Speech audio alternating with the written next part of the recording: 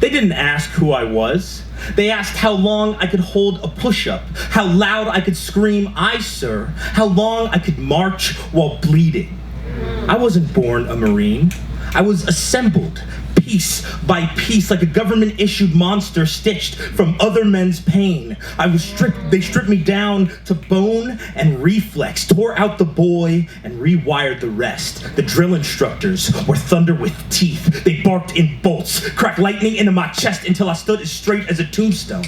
They didn't ask for permission. They harvested, ripped out my voice, replaced it with cadence, ripped out my sleep, replaced it with obedience, ripped out my questions, replaced them with a "Yes, sir." "Whatever you say, sir." "This recruit does not think for himself, sir."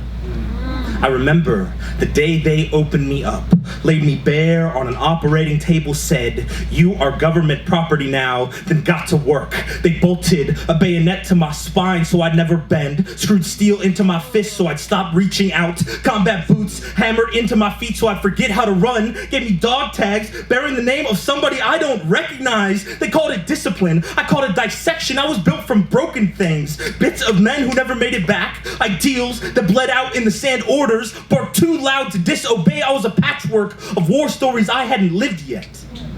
A Frankenstein in fatigues. I remember looking in the mirror after week 12. I'd lost 30 pounds and put on some muscle, but that was the worst part. Because once they were done, once the marching and the yelling and the breaking was through, I didn't come out stronger. I came out different. This body doesn't dream the same.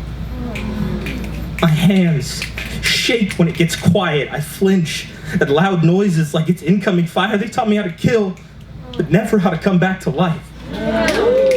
Every poem I write is a scalpel. Every memory is a loose thread being unraveled. I'm trying to remember what it meant to feel without bracing for recoil. I'm not asking for redemption, just recognition that somewhere beneath all the bolts and the scars, the stitched-on salutes and stitched-shut screams, that there is still something beating. Not quite a heart, but close.